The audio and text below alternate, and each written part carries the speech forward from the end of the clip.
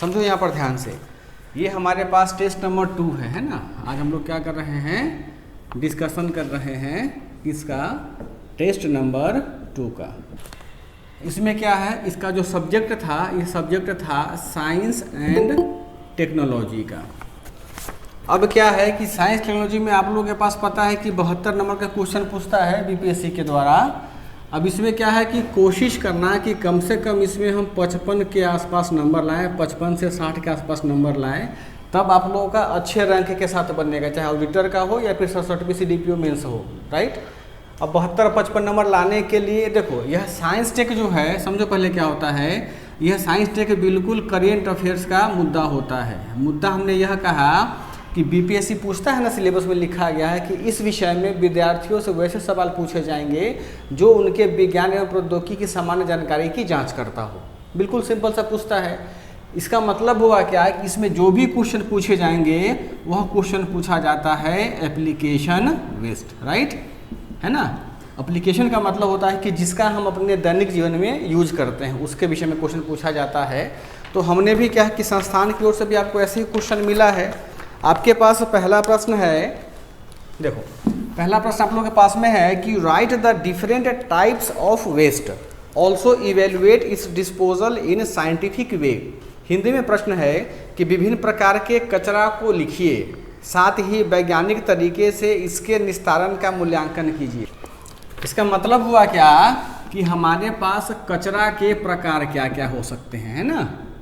देखो कचरा के प्रकार क्या होते हैं, तो देखो कचरा के प्रकार, यहाँ समझो ध्यान से, प्रकार को बोलते हैं टाइप्स, और कचरा की श्रेणी यानी यह सीरीज होता है ना। हालांकि बीपीएससी मेंस में श्रेणी को भी कई बार टाइप्स दे दिया जाता है इंग्लिश में, लेकिन श्रेणी एक, श्रेणी का मतलब हुआ कि उसका मेन पॉइंट, कचरा का मेन पॉइंट। जैसे देखो अगर हमसे पूछता कि कचरा की श्रेणी को बताया, तो हम लोग क्या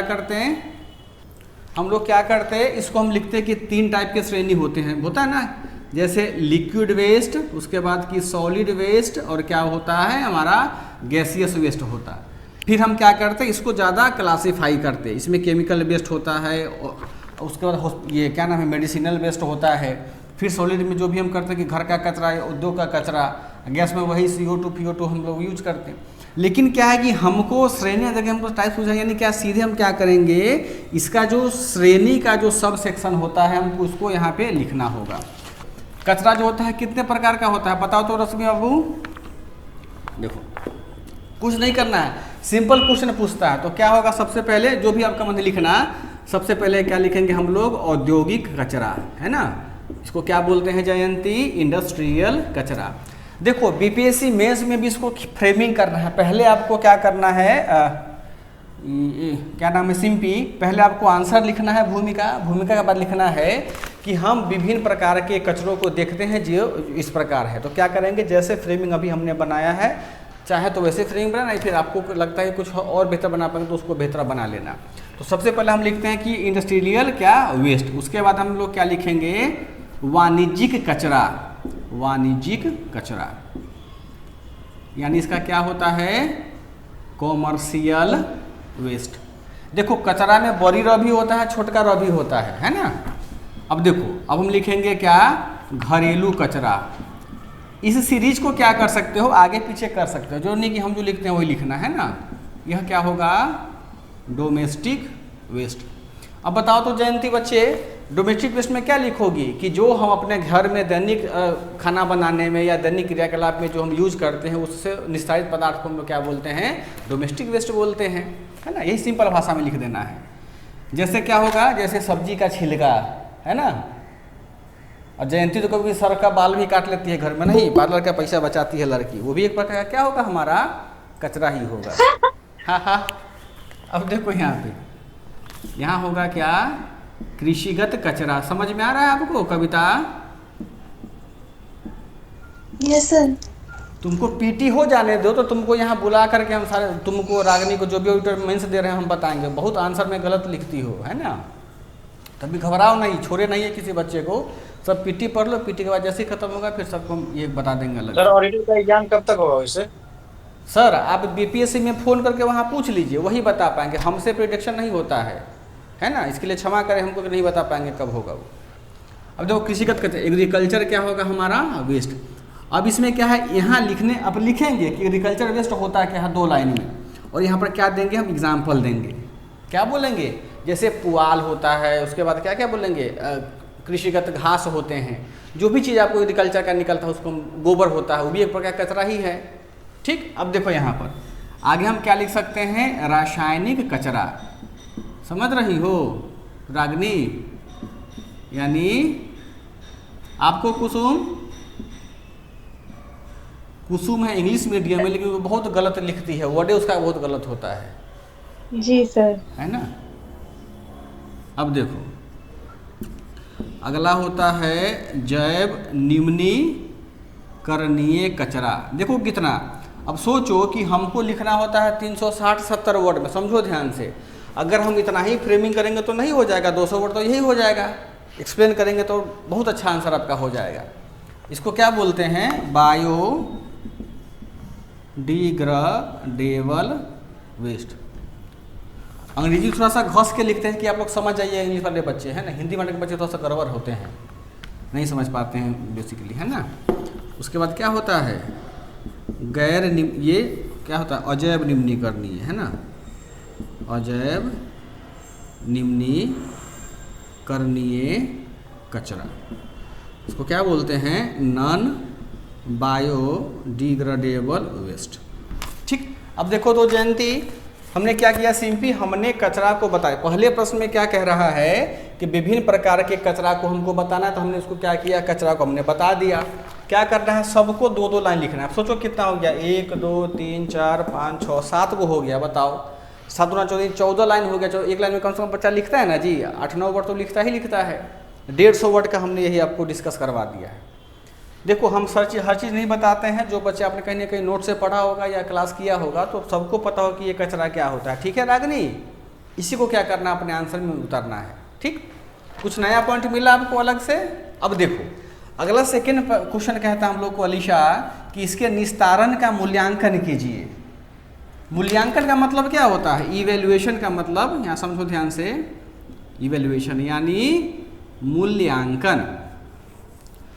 हम लोग ये आप इसमें से शायद कोई बच्चे नहीं थे, उसमें हमने जो प्रोग्राम करवाया था आंसर राइटिंग का, उसमें एक एक वर्ड को डिस्कस किया था कि मूल्यांकन का मतलब क्या होता है, विवेचना का मतलब क्या होता है, सब डिस्कस किया था। तो उम्मीद करते हैं कि आपको पता होगा कि जहाँ से आपने क्लास लिया होगा या पढ़ा होगा। तो मूल्यांकन का मतलब होता है कि हम यानी कचरा का जो हम प्रबंधन करेंगे, क्या वह प्रबंधन किया जाना पर्याप्त है, मूल्यवान। तो समझो ध्यान से, मूल्यांकन का मतलब होता है कि जो हमारे पास सबसे बेस्ट ऑफ बेस्ट मेथड है उसको हम लिखेंगे कॉपी में, क्या उसकी कहीं कमियां रह गई है, अगर कमियां रह गई है तो हम उसको क्या करेंगे, लास्ट में सुझाव देंगे निष्कर्ष के रूप में। इसी को बोलते हैं क्या, इवेल्युएशन अर्थात मूल्यांकन। आई बात समझ में। अब देखो इसका हम क्या करेंगे, डिस्पोजल कैसे करते हैं अलीशा, बताओ कुछ पॉइंट बताओ।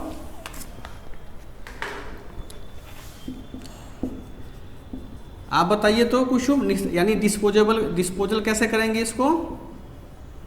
अब देखो हमसे पूछा जा रहा है कैसे, उन वैज्ञानिक तरीकों, यहाँ समझो ध्यान से कुसुम, हमको निस्तारण कैसे बताना है, according to science and technology, यानी कचरा के निस्तारण में विज्ञान और प्रौद्योगिकी किस प्रकार से मदद करता है या सहायता करता है, हमको क्या करना है, उसी चीज़ों को लिखना है। क्लियर है। अब बताओ तो कुछ पॉइंट क्या क्या हो सकता है इसमें। इसमें क्या हो सकता है जी सर, हो सकता है सर, लिखिए लैंडफिल हो सकता है, बताए थे ना जी जी, है ना। लैंडफिल में क्या होता है, रागिनी के घर के पास लैंडफिल बहुत ज़्यादा है, कचरा का क्या होता है, ढेर होता है, राइट। इस ढेर में कचरा जहाँ भी होता है, आपको पहले बताएं कि जो भी हमारे पास कचरा होता है, कचरा क्या निकालता है, CH4 निकालता है, बताए थे ना। लैंडफिल का मतलब होता है कि कचरा को हम क्या करेंगे, वैज्ञानिक तरीके से इकट्ठा करेंगे ज़मीन पर। इसका मतलब हुआ ऋतुराज, देखते हो ना कि आजकल मोदी सरकार ने स्कीम चलाया है कि स्वच्छ भारत अभियान का, यानी अगर गीला कचरा है तो वो अलग रहेगा, सूखा कचरा है तो अलग होगा। यानी नगर निगम की गाड़ी जो आपके यहाँ से कचरा लेकर के जाती है तो सीधे डंप यार्ड पे नहीं जाती है, बल्कि उसका कहीं स्टेशन होता है, उसी स्टेशन के पास में पॉलीथीन को पहले अलग छानता है। बेसिकली पॉलीथीन के लिए बात बता, पॉलीथीन को हो गया, फिर इंजेक्शन जो मेडिकल में यूज़ होता है सुइया देने वाला, उस इंजेक्शन को और मेडिकल वेस्ट को अलग करना, क्योंकि ये सब ज़्यादा हार्मफुल होते हैं। इसको अलग से छाँट करके जो वेस्ट बचता है उसको लैंड फिलिंग करते हैं हम लोग। तो यह जो लैंड फिल होता है पहले तो ऐसे फेंक दिया जाता था, लेकिन अब क्या है कि यह लैंड फिल जो होता है वो साइंटिफिक मेथड से होता है, साइंटिफिक मेथड से होता है ना। और आजकल के ऐसा तकनीक हो चुका है कि हम लोग लैंड फिल से ही क्या करते हैं, इलेक्ट्रिसिटी को पैदा करते हैं। समझो ध्यान से, जो हमारे पास क्या है कि हमने कचरा का प्रबंधन भी कर लिया साइंटिफिक तरीके से रागनी, और हमने क्या किया, अपना बिजली का जरूरत भी क्या कर लिया, पूरा कर लिया। ठीक, अब देखो पहला हो गया। दूसरा, अब अगला है क्या कि ब्यूरियल्स। ब्यूरियल्स का क्या मतलब होता है, जलाना या फिर दफनाना, यही ना होता है जी, मतलब दफन करना। अब देखो, हम अगर कचरा को जलाएंगे खुले में तो क्या होगा, CO2 इमिट करेगा, सल्फर डाइऑक्साइड इमिट करेगा, यानी पोल्यूशन फैलाएगा। तो हम लोग क्या करते हैं, जो भी कचरा हमारा होता है उसको हम लोग कहाँ करते हैं, एक वेस्ट स्टेशन बना हुआ होता है।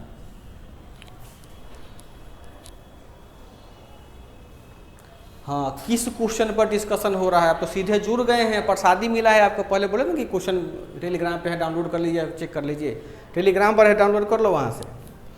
देखो वेस्ट स्टेशन होता है, हमने पहले डिस्कस करा था। इस वेस्ट स्टेशन में क्या होता है कि आपको कचरा को डिस्ट्रीब्यूट करेगा, बांटेगा अलग अलग, और क्या बनता है, बड़ा बड़ा चिमनी बना के रखता है, बताए थे ना। अब देखो चिमनी में क्या किया ऋतुराज, कचरा को ठूंस दिया और क्या करता है, इसमें इलेक्ट्रिक से आग लगा दिया, और यहाँ धुआं निकलने से पहले, जब धुआं निकलता है वायुमंडल में, तो यहाँ पर क्या करता है, विभिन्न प्रकार के फिल्टर लगा दिए जाते हैं, बताए थे ना। यानी हम ब्यूरियल में क्या करते हैं, वेस्ट स्टेशन का प्रयोग करते हैं। यह वेस्ट स्टेशन का निर्माण किसने किया है, हमारे विज्ञान एवं तकनीक ने किया है। आई बात समझ में। अब क्या हो सकता है बताओ तो, जयंती कुछ पॉइंट बताओ जो दिमाग जो लिखी हो मैं आंसर में।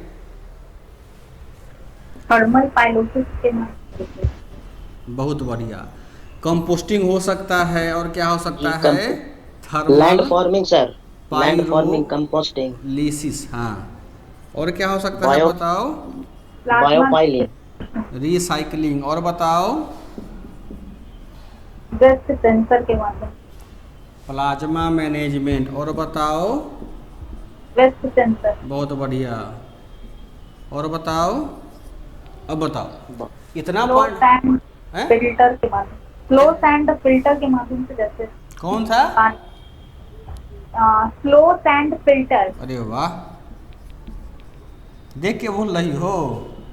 नहीं, थोड़ा थोड़ा याद है। हाँ, स्लो सैंड फिल्टर। यानी अब बताओ कि इतना 8 प्रकार से हम तकनीक को मदद क्या कर सकते हैं, कचरा को प्रबंधित कर सकते हैं। ठीक है कुसुम। अब देखो ये सब क्या है, हमने पॉइंट बताया कि कंपोस्टिंग क्या है, सब लोग जानता है, थर्मल पाइलिसिस भी आप लोग जानते हैं, है ना। उसके बाद क्या, रिसाइकलिंग तो जानते ही जानते हैं आप लोग, है ना। प्लाज्मा मैनेजमेंट सब लोग जानता होगा, क्योंकि जब तैयारी करते हैं इसमें ऐसा कोई भी ऐसा पॉइंट नहीं है जो आपसे अनभिज्ञ हैं, सब लोग अच्छे से जान रहे हैं इस पॉइंट को। इसी पॉइंट को क्या करना है, हमको डिस्कस करना है। ठीक है अलीसा, अब बताओ, अब हमको तो मूल्यांकन करना है।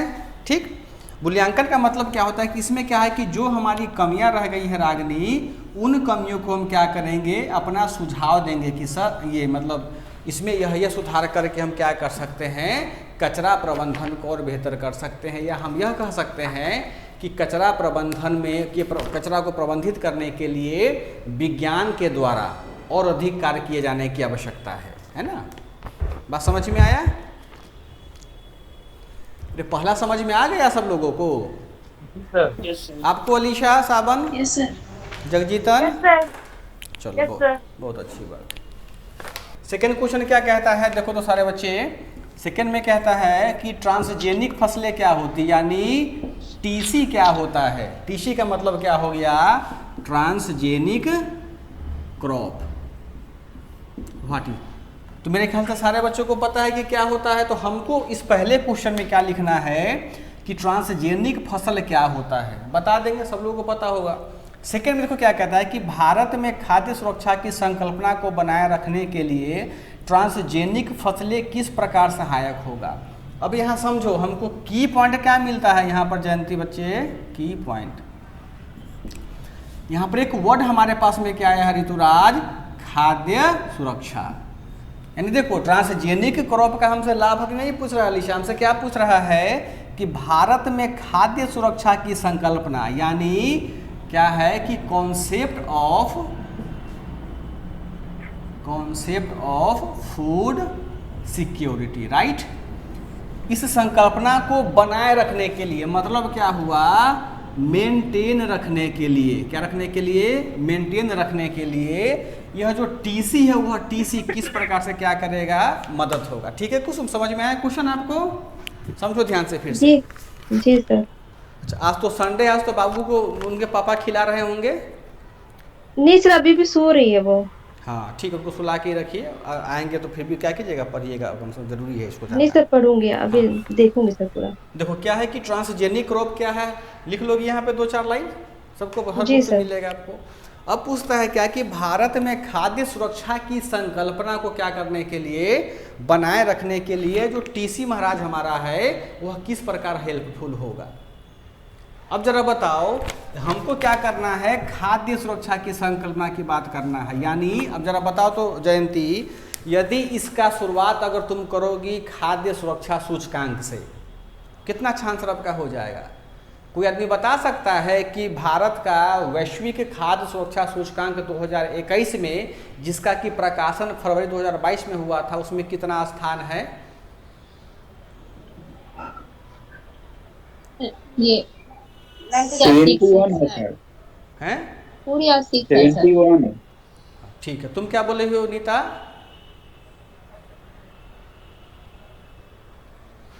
मतलब कल है सोमवार, तुमको नशा आज से चढ़ गया है, 4-3 है, इंडिया 4-3 में आ सकता है, कभी कभी नहीं आएगा वो भी। हमारे रहते और तुम्हारे रहते जिंदा रहते तो नहीं आएगा, बाद में मरने के बाद कहीं होगा तो होगा। देखो समझो यहाँ पर ध्यान से, हमारे पास में जब भी खाद्य सुरक्षा की संकल्पना की बात करता है तो खाद्य सुरक्षा कैसा है, एक ग्लोबल कॉन्सेप्ट है। क्या है रागिनी, हो क्लास में बता? एक क्या है, वैश्विक अवधारणा है, एक वैश्विक अवधारणा है, ठीक। यानी हमारे पास में वास्तव में खाद्यान्न सुरक्षा का संकट है और उस खाद्यान्न सुरक्षा के संकट को हमको क्या करना है, टीसी से दूर करना है। तो सबसे पहले हम क्या डालेंगे कि हम देखेंगे कि ग्लोबल फूड सिक्योरिटी इंडेक्स 2021 है ना, में भारत का जो स्थान है वह 71वां है। कितने देशों में सोचो, 113 देशों। 13 देश। और फर्स्ट नंबर पर कौन है, आयरलैंड। चलो देखो, एक तो इन्फॉर्मेशन हमको यहाँ पे मिला, अब इसको हम यूटिलाइज कैसे करेंगे, ठीक। इसका जो प्रकाशन हुआ था हमने पहले बताया था कि फरवरी 2022 में इसका प्रकाशन हुआ था, ठीक है कुसुम। अब यहाँ पर देखो हमने बताया कि ट्रांसजेनिक क्रॉप क्या होता है, ठीक है। अब देखो कि ट्रांसजेनिक क्रॉप खाद्य सुरक्षा को कैसे मजबूत करेगा, उसमें 2-3 बातें और आपको लिखनी पड़ेगी। क्या कि भारत में जनसंख्या बढ़ रहा है निरंतर और जमीन का सेम है, और जमीन क्या हो रहा है, दिन प्रतिदिन बंजर अनुपजाऊ पथरीला होता जा रहा है। क्यों? क्योंकि हम लोग इतना खाद का यूज कर लिया हुआ है। तो हमारे पास जो कृषि का जो जलवायु क्षेत्र है इंडिया में, भूगोल के बच्चे जहाँ समझते होंगे, वह क्या है कि वो तो मतलब जैसा पहले कॉन्सेप्ट था वैसा ही अभी है, लेकिन कई कृषि जलवायु क्षेत्रों में भी जो खेती होती है धान की, चावल की, जैसे धान का होता है क्या, साल में 2 बार, क्या नाम है उसका, साल में 1 ही बार उसका यूज करते हैं, उपजाते हैं हम लोग, है ना। 6 महीना 4 महीने का समय लगता है धान को खेती होने में। लेकिन मेरे पास जो ट्रांसजेनिक क्रॉप होता है वह क्या होता है, इतना डेवलप कर लिया है साइंस टेक्नोलॉजी के द्वारा कि 1 साल में हम 3 से 4 बार धान की खेती कर सकते हैं। अब धान की खेती आपको जहाँ पे बर्फ़ गिरता है ना वहाँ भी धान की खेती होती है। यह सब देन है किसका, बायो तकनीक का, नैनो टेक्नोलॉजी का जो भी डेवलपमेंट हुआ किसका, साइंस टेक्नोलॉजी से। बताओ कि हम 1 कट्ठा में चावल को, जनरल धान का बीज रोपते हैं तो उसमें क्या होता है, मान चलो कि 5 किलो अगर चावल निकलेगा, अगर एक ही कट्ठा में हम क्या करेंगे, ट्रांसजेनिक क्रॉप निकलेगा तो हमको 15-16 किलो क्या निकलेगा, अनाज निकलेगा। यानी हम एक ही रकबा में क्या कर सकते हैं, इस पौधा का यूज करके हम अत्यधिक अन्न का उत्पादन कर सकते हैं, और हम इस अन्न को क्या करेंगे, सरकार के इस अन्न का मार्केट में ये क्या उसको फ्लो करके हम खाद्य सुरक्षा करने में मदद कर सकते हैं, सरकार मदद कर सकता है। हमको ऐसे इसको क्या करना है, अपने लैंग्वेज में तोड़ के लिखना है। अब यहाँ पर देखो थोड़ा सा संकल्पना की बात आता है। संकल्पना का मतलब होता है क्या कि आपको इसमें कंपैरिजन करना होगा। क्या करना होगा, आपका कंपैरिजन करना होगा। यानी ज़रा बताओ तो दुनिया में, समझो ध्यान से, आप लोग जाती हो ना अलीशा पटना में कहीं बर्गर खाने के लिए, तो थोड़ा खाती हो थोड़ा फेंक देती हो, या रेस्टोरेंट में कभी खाना खाने जाती हो थोड़ा खाती हैं थोड़ा फेंक देते हैं, है ना।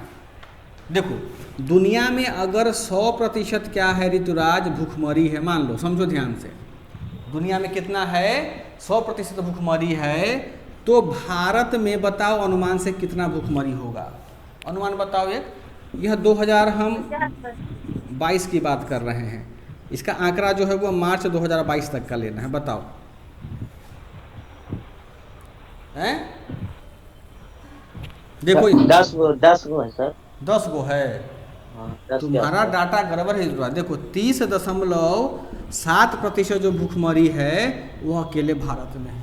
यानी सोचो दुनिया में अगर 100 गो लोग भूखे सोता है अलीशा, तो हमारे हिंदुस्तान में 30 लगभग कितना 31 लोग ना हो गया, लगभग 31 हमारे लोग हमारे यहाँ क्या है, भूखमरी का शिकार हैं, नहीं खा पाते हैं एक वक्त का खाना। सोचो कितना गंभीर संकट है। और सबसे गंभीर संकट, चूँकि देखो यह जो रिपोर्ट है ग्लोबल फूड सिक्योरिटी इंडेक्स, यह संयुक्त राष्ट्र का जो 6 गो संगठन है वो साथ में मिल करके इसको पब्लिश करता है, उस पर तो किसी का वो चलेगा नहीं। अब देखो यहाँ पर जो अपना बीजेपी भक्त होंगे थोड़ा सा समझना ध्यान से, कान खोल करके, कैसे डाटा के साथ कैसे वर्क होता है हमारे यहाँ। देखो हमने क्या कहा, समझो यहाँ पर ध्यान से, 2022 की बात करते हैं कि हमारे यहाँ कितना है, 30.7% क्या है, भूखमरी है। यानी क्या हुआ नीता, लगभग 31 करोड़ लोग क्या है, भूखे हैं हमारे यहाँ। ग्लोबल क्या है, उनको खाना नहीं मिल पाता। समझ रहे हैं उदय बाबू। देखिए कितना गंभीर संकट हमारे यहाँ है। ये हम 22 की चर्चा को करके छोड़ते हैं अभी। अब देखो यहाँ पे, अब यहाँ पर देखो, अब पता नहीं किसका गलती है, भगवान का गलती है या फिर सरकार का गलती है या फिर हो सकता है डाटा प्रकाशित करने वालों में गलती होगा। यहाँ समझो ध्यान से, 2014 के बाद मोदी सरकार आए हैं ना जी, चीज़ को समझो यहाँ पर ध्यान से। 2015 से लेकर के 2017, इस सब डाटा को लिखना अपनी कॉपी में, बहुत अच्छा नंबर मिलता है ना। 2016 से 2018, यह 2 सालों का आंकड़ा एक साथ प्रकाशित होता है और ईयर क्या होता है, ईयर गैप 15-16 ऐसे चलेगा। फिर 2017 से 2019, 2018 से 2020, 2019 से 2021 और 2021 से अभी ये 2023 चलेगा। तो इसका आंकड़ा अभी तक नहीं आया होगा। ठीक, अब देखो 2015 से 2017 के बीच में, यानी इन 2 सालों में हमारे भारत की जो कुल लगभग 192 मिलियन जो आबादी थी, इसका मतलब कितना हो गया, लगभग 19 करोड़ लोग क्या थे हमारे यहाँ भूखे थे, 1 करोड़ लोग। ठीक, अब देखो 2016 में कितना हो गया बढ़ करके, सोचो एकदम वृद्धि कैसे हो रहा है, 208 मिलियन, लगभग कितना हो गया, यह लगभग 21 करोड़ हो गया। हम ऐसा ही नहीं पीछे जा रहे हैं अपने डाटा में, है ना। अब यहाँ पर देखो 2017 से 19 में आया था 237 मिलियन, लगभग कितना हो जाएगा ये, लगभग 23.7 करोड़ लोग हमारे यहाँ भूखे सो गए। फिर देखो 2018 में हो गया था 287 मिलियन, यानी 28.7 करोड़। यानी प्रत्येक साल देख रहे हो 5-5 करोड़ का हमारा आंकड़ा बढ़ रहा है। और अभी कितना है, अभी वर्तमान में 307 मिलियन, यह कितना हो गया 30.7 करोड़। अब देखो यहाँ पे, यानी जब हमको खाद्य सुरक्षा की संकल्पना का बात करना है अलीशा, तब हम क्या करेंगे, इन आंकड़ों को जरूर लिखेंगे अपने आंसर में। किसी बच्चे ने इस आंकड़े का यूज किया है, न तो जयंती लिखी है, न तो सावन लिखा है, न तो और कोई लिखा हुआ है, न तो कुसुम लिखी हुई है। नहीं लिखे थे इसको, नहीं लिखे हाँ, तो अभी अच्छा लिखी नहीं की हो, नहीं ये क्वेश्चन नहीं लिखा। हाँ, तो अब यहाँ पर देखिए तो कि हमारे यहाँ क्या हो रहा है, जैसे जैसे हम आगे बढ़ रहे हैं, जैसे समय काल बढ़ रहा है नीता, वैसे वैसे क्या हो रहा है, हमारे यहाँ भूखमरी बढ़ता जा रहा है। देख रही हो ना, इतने लोग हमारे यहाँ भूखे होते हैं ऋतुराज, तो हम इसको कैसे खाना खिलाएंगे। ज़मीन तो मेरे पास सीमित है, तो हम क्या करेंगे, हम अपना इसलिए टीसी का यूज करेंगे, ट्रांसजेनिक क्रॉप्स का। बात समझ में आया। यही आपके आंसर में लिख रहा है कि देखो आंसर में लिखा है कि समझाइए, समझाइए लिखा है ना, कि इसीलिए हमको क्या करना पड़ेगा, इन डाटा को लिखना पड़ेगा। लिख लिए सारे बच्चे, डाटा मिटाएं इसको। जी सर 23.7 है सर, 23.7 क्या वहाँ लिखा है 23.7 करोड़। हाँ 17 से 19 के बीच जी। हाँ, जहाँ 23 है ना, एक बिंदी आ जाएगा बस, जी हो गया है ना। अब ऋतुराज देखो, इन आंकड़े को कहाँ यूज कर सकते हो बताओ। केवल साइंस एंड टेक में नहीं यूज होगा, यह आंकड़ा कहाँ यूज होगा, एग्रीकल्चर का जो पार्ट हम लोग पढ़ते हैं ना, पेपर जी सेकंड पेपर का सेकंड सेक्शन का, खाद्य सुरक्षा का बात हो, खाद्य विपणन का बात हो, भूखमरी का बात हो, गरीबी का बात हो, हर जगह यह क्या करना है, इसको याद कर लेना। हर जगह इसको क्या करना है, इस आंकड़े को इनपुट डाल देना है। और ध्यान रखना, अब यहाँ डाटा आएगा तो फरवरी 2023 में, अगला साल। अभी तो हमारा आ चुका है ना डाटा। यह याद रखना कि ग्लोबल फूड सिक्योरिटी इंडेक्स 2021 में, यानी इस वाले सेक्शन वाले में आंकड़ा भारत का क्या स्थान है, 71वां है। इस चीज़ को जरूर मेंशन करके अपने आंसर शुरुआत करो तो बहुत अच्छा तुमको क्या मिलेगा, नंबर मिलेगा। ठीक है जयंती, मिटाएं। आपको कुसुम कविता, जी सर। बहुत अच्छी बात है। Yes sir. ये सब नहीं ना लिखी हो, यस सर बोलती हो खरगोश की तरह, यस सर। नहीं सर। तब तुम्हारे घर में इतना अधिकारी लोग हैं, नहीं बताते हैं कि ये सब लिखना है, सब छोड़ दिया कि भाई अपने से पढ़ो। हैं आगे चलें। वाह, अब देखो 3 क्वेश्चन कितना महत्वपूर्ण है, आपको इंटरव्यू में बहुत काम देता है ये सब चीज़ें। अब देखो यहाँ पर सब लोग बताओ हमको, तुम ही लोग सिखाओ। तीसरा क्वेश्चन कहता है अलीशा कि इन रिसेंट, क्वेश्चन का कंफ्यूजन कैसे करेंगे। क्या बोल रहे हैं राकेश बाबू, बोले हैं सर जो क्वेश्चन बतला अभी टीसी वाला, उसका कंक्लूजन कैसे लिखेंगे। पहले आप स्पष्ट बोलिए, मतलब सामने में माइक को या हेडफोन रख करके, तब हम सुन पाएंगे आपकी बात। बोले हैं सर जो क्वेश्चन बतलाए हैं, डिस्कशन किए हैं टीसी वाला, अभी खाद्य सुरक्षा वाला, जी जी, उसका सर कंक्लूजन कैसे बनाएंगे, मतलब लास्ट में। अच्छा ठीक, फर्स्ट हेडिंग में तो टीसी को समझाए हैं हम, ठीक है। सेकेंड स्टेप में हम क्या किए हैं, खाद्य सुरक्षा की आवश्यकता वाले पॉइंट को लिखे हैं और उसकी नीड को बतलाए हैं, ठीक है। और उसका लास्ट स्टेज क्या करेंगे।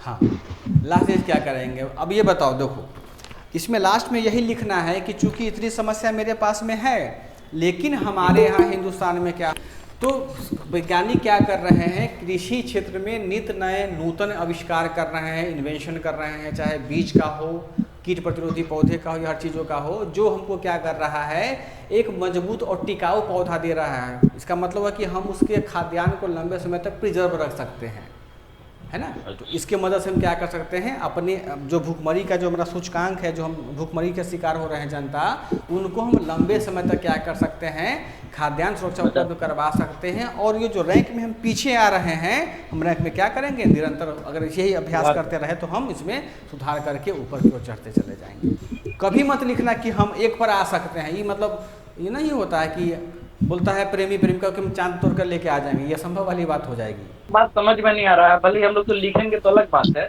लेकिन खाद्य सुरक्षा से हमारे कृषि प्रधान देश में हम लोग दूसरे को सपोर्ट कर रहे हैं, और हमारे देश की कंडीशन ऐसी है कि खाद्य सुरक्षा में हम लोग इसके पीछे।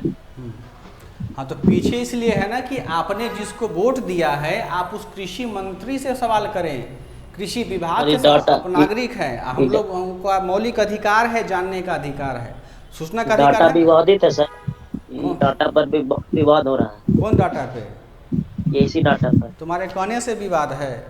संयुक्त राष्ट्र संघ का डाटा हम इसको कैसे खराब मान ले। अब देखो आप हैं बीजेपी के आदमी, चीज़ों को देखो ऋतुराज, पॉलिटिक्स को अलग रखो, जो डाटा के साथ को समझो। विवाद हम इसको, हाँ देखो विवाद हम कैसे मानेंगे, इसमें नेता बोलता है विवाद है, प्रधानमंत्री बोलते हैं विवादित है, तो उनका बात हम कैसे माने कि विवाद, बोल देंगे हम मान लेंगे विवादित है। भाई संयुक्त राष्ट्र संघ का डाटा है, हाँ ये संयुक्त राष्ट्र संघ का नहीं, फिर हमारी बात में हम मत मिलाओ, तर्क से समझो ऋतुराज। संयुक्त राष्ट्र संघ ने क्या किया है, पूरे 113 देशों का खाद्यान्न स्थिति का जांच किया है, उसमें हिंदुस्तान के हाँ, कितने उसका रैंक अपना है? मापदंड होगा अपना मापदंड है उनका।